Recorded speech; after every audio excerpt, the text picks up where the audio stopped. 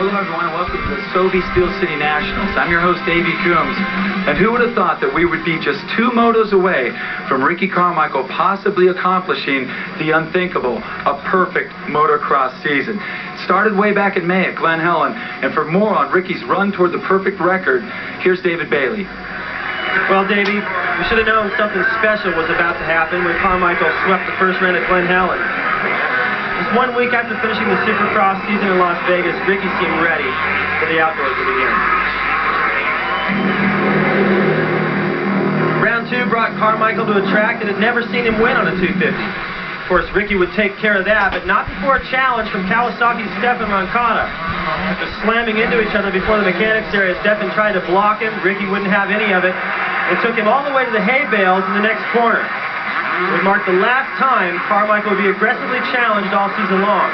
The brief stint in the lead would be the lone bright spot in a miserable season for the French star. And Roncada wasn't the only rider whose season would turn sour at Hangtown. Suzuki's Travis Pastrana, still trying to recover from numerous illnesses and injuries, suffered this hard crash while racing with Sebastian Tortelli.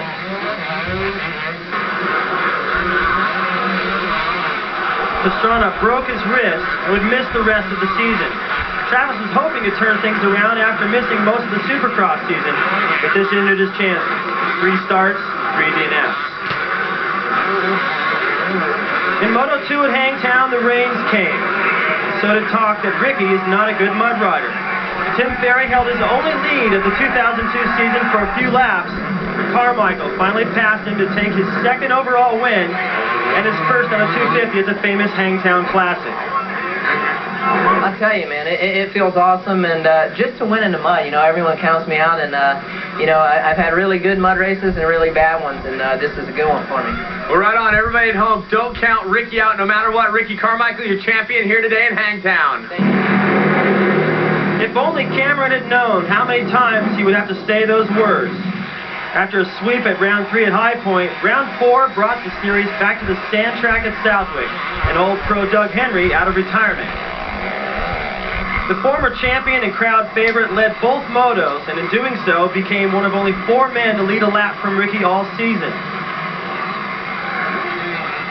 But eventually Carmichael would find his way around the 1998 winner of the event to earn his 4th consecutive sweep and his 3rd straight win at Southwick. Bud's Creek saw RC earn the fastest start in 250 history with 10 moto wins in a row. And when Ricky trailed John Dowd early in round 6 at Red Bud, the entire motocross world was buzzing with talk of a perfect season. Never challenged once he was out front, Carmichael earned his 6th overall win with another sweep. RC would duplicate that feat the next 2 weeks with victories at Kenworthy's and Unadilla. Even Ricky was starting to believe that the perfect season might be possible. He was 2/3 of the way there.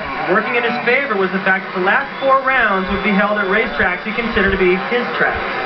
I feel confident about the streak, especially with the tracks coming up that I like, you know, Millville, Washougal, and Steel City. I seem to do really well there, and really looking forward to trying to get through this weekend with the 1-1 sweep and getting it on the next 4 races. Coming into Unadilla, RC feared the European-style track could be an equalizer, but as we had already seen, Ricky had no equal this season.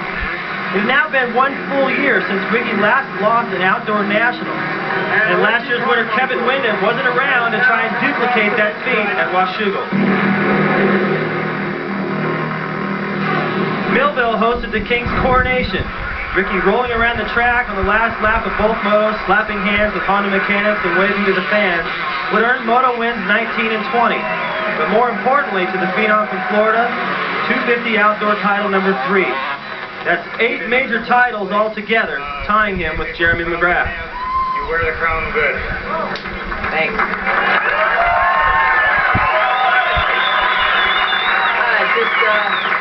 like to thank all you guys for coming out today. 2 more moto wins and 2 more victory laps at Broome Tioga, and Ricky Carmichael comes to Steel City on the brink of becoming the first person ever to complete a Supercross or motocross season undefeated. Ricky's standing by with Cameron Steele. Well, ladies and gentlemen, that is the number of the champion, and this is his bus. We are hanging outside with Ricky Carmichael and Chad Watts. Ricky, you've already wrapped up the championship. You've been on fire. We're looking at a possible perfect season. Yeah. Added pressure. What's more important, the championship or this? Definitely the championship, but you know, at this point, it'd be pretty important to definitely win today. You know, if something goes wrong, it's been a heck of a season, but I've been this far, man. It would be terrible not to finish it out. It definitely would be kind of crazy if you couldn't do it. Chad Watts, expert tuner, tons of championships. We know the pressure. Everybody's talking about it, but you really don't feel the pressure, do you? No, it's no different than any other day. All the pressure was on the internet this week. I was kind of giggling, but I did the same routine I always do, and if it happens, it happens. If it don't, then we still go home with a smile on our face. A smile on your face, that's what everybody wants here at the last event of the year. Ricky, would it surprise you to know that some of the guys are really shooting for you? I think they've been shooting for me all year. I believe that it's the last race, and you know, if things aren't just perfect, I think everyone gives up a little easier in the last race. So, you know I haven't been putting as much effort into it after the last couple of weeks as I have been, but you know, lap times are good, my bike's awesome, and we're ready to do it. Well, he's ready to do it, but I think what we ought to do is talk to some of the riders and see if they're ready to do it. Let's check them out. It's not possible to let him win all the races. You know, it's like, he's definitely more than capable of it. It's just, you know, I'm not going to ride with him. You know, even last weekend I rode with him after my problem at the start, but it just, you know, I just need to get the start and be up there, which has been my problem all season long, and that's why I had no chance to compete with him. You know, he's making us look bad, so I don't want to finish the year and, you know, not doing something about it, so I'm going to go out there and see what I got, give what I got. Yeah, he's got a streak that, you know, he's trying to do, and you know, by winning all the races, and you know, there's a streak also for me. I haven't won, so I want to you know, start a little trend for myself, and it'd be really cool. You know, you got this guy who's won every moto up until now, and it seems like he's kind of brought it to another level, and to step it up there and to you know, take over that #1 spot for a change, be nice, real nice.